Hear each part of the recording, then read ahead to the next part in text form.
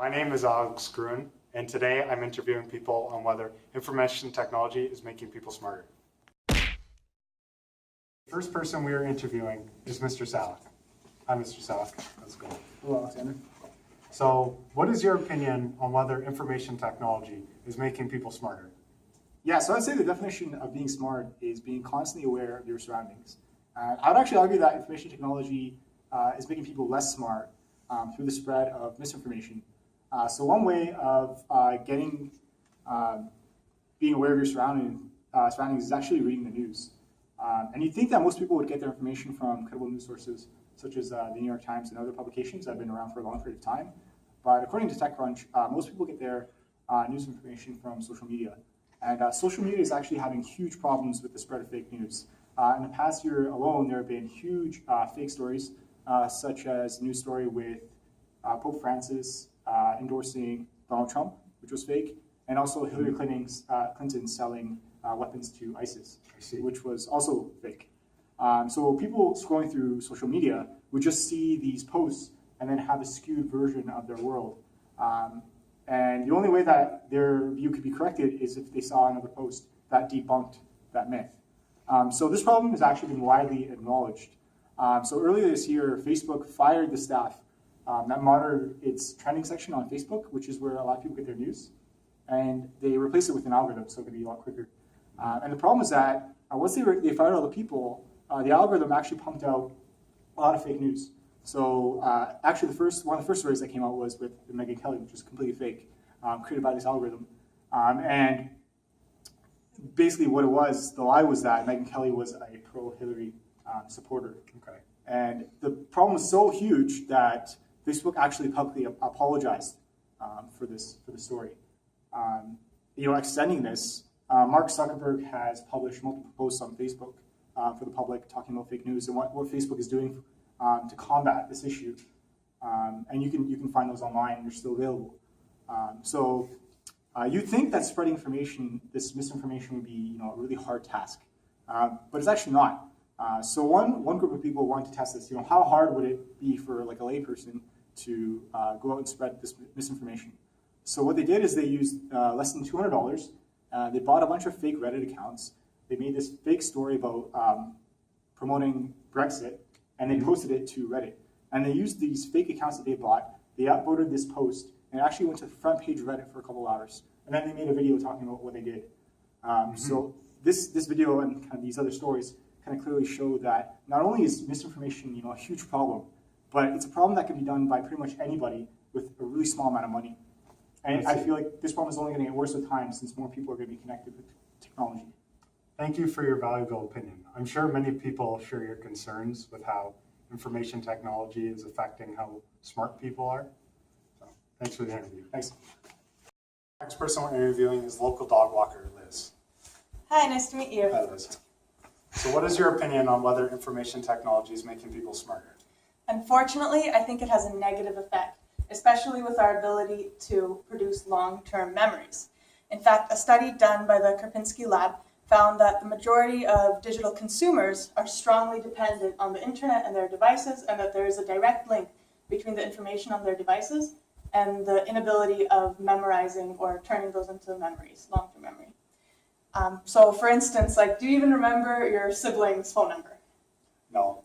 Yeah, same here. So they found in the study that out of the over 1,000 people that they surveyed, 44% couldn't remember their sibling's number, and over 50% couldn't contact a friend without their phone. So is looking up information repeatedly different from having to recall it? Yeah, so an effective way to form a long-term memory is to actively recall that piece of information. But when we're looking at a device, we're kind of passively repeating that task. So we don't actually have to think, right? We're just what is the circumference of whatever? We're not actually remembering it. And in fact, they saw that in the same survey that when people were given something to remember, instantly people went to look it up online, over 50% as well. They were just we don't need to remember it, let's look it up online. And only 39% tried to remember it first before going to their phones. A doctor from the University of Birmingham, a lecturer, she said that passively repeating information does not create a solid, lasting memory trace in the same way that recalling a memory does. And because of that, it prevents us from building up these long-term memories, and that way we're only remembering things on a shallow level, on like a moment-to-moment basis, unfortunately. I see. Do you have any other examples? Yeah, so this extends to the pictures we take with our devices. There was a study done in 2003 at the Fairfield University, and they saw that taking photos reduces our memory. So they put a bunch of people in a museum, and there were people taking photos, and then there were people just roaming and absorbing it. And they found out later that the people that took photos of the paintings and art couldn't remember details as much as the people who just went and observed. So really, where this constant recording of information and pictures that we're taking, it makes us less likely to commit these memories into our long-term kind of storage. And in fact, it can even make us see the event differently in the future, so we're not encoding it properly. I'm sure many others share your concerns on how information technologies are affecting our memories and our ability to remember things. Thanks for your time. Yeah, thanks very much for having me. Next, I'd like to call Bill Nye enthusiast Shubham Singh. Hey, Alex. So, what is your opinion on how information technology affects the brain?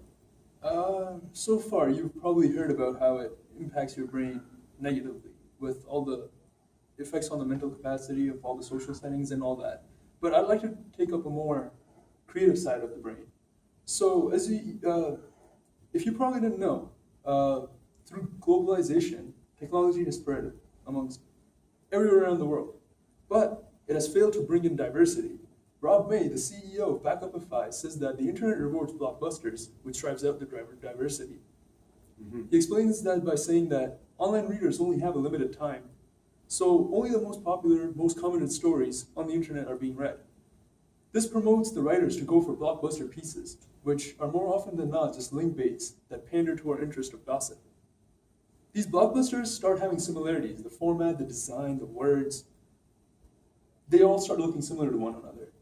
The writers of these pieces could be making something original, but they will not be rewarded with popularity, which is killing their interest or motivation to be creative. A more prominent example of this is of upset web designer Espen Bernberg, who is disappointed at the future of web design. He says that everything is starting to look the same. Every site looks the same. Responsive web design has become habitual. We become stuck in them. He also says that frameworks and templates have us covered. So trying to get creative at this point will probably be pointless or even harmful. So you see, Alex, due to the mass number of people reading online and sharing ideas and knowledge, everything is starting to look the same, which is ending up killing our creativity. I see. I'm sure many of our viewers share your concerns about how information technology is killing creativity. Thank you for your time. The next person we're interviewing is local gang member Stephen Hogg. Hello, Stephen. Hey Alex, how's it going? Good. So what is your opinion on whether information technology is making people smarter? Overall, I do not think it is. I think we're completely reliant on our technology, and that's just not good. I see. I can't even spell basic words anymore because companies like Google and Microsoft, their products, they just correct my spelling automatically without any feedback. I try to type the word business, I don't know how many S's there is, and it just corrects it for me without even warning me. It's not good, Alex.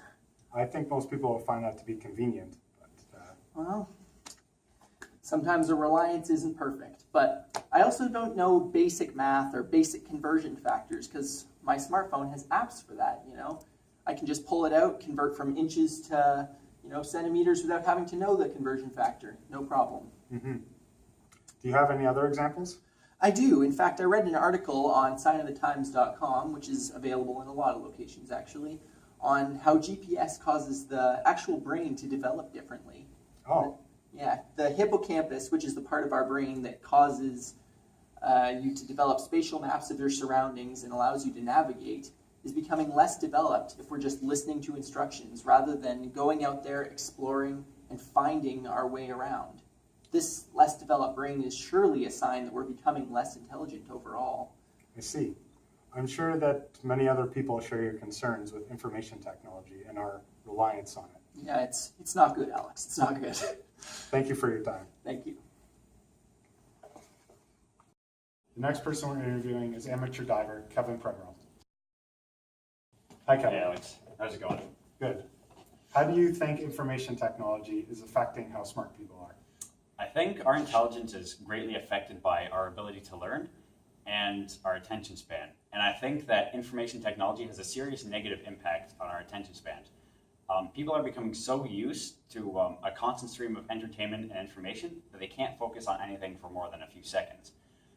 In fact, neuroscientist Susan Greenfield says that our brains grow to adapt to our environment. If our brains adapt to smartphones and fast technology, then they become less adept at focusing on slower mediums of information like classrooms or books. In fact, there was a recent survey featured by Time that has shown that 77% of people between the ages of 18 and 24 will immediately look at their phone if nothing is currently occupying their attention. Only 10% of people over the age of 65 have shown this behavior. The average human has, in the year 2000, the average human had an attention span of 12 seconds. But in May 2015, the average human had an attention span of only 8 seconds, which is extremely concerning because not only is that a huge decrease of attention span in only a period of 15 years, but that's also less attention span than that of a goldfish, Oh, wow. who has an average of 9 seconds. There was actually a study featured by AAP News and Journals as well, which was done on over 2,600 students. And it was to correlate the effect of TV versus their attention span. And it was shown that an average of 3 hours, if students who watch an extra 3 hours of television between the ages of 1 to 3, they are 28% more likely to experience attention difficulties by the age of 7. So ultimately, I think the fast pace of information technology is greatly affecting our ability to learn and pay attention in today's society. Okay. I'm sure many other people share your concerns on whether information technology is making people smarter. Thanks for your time. Thanks for having me.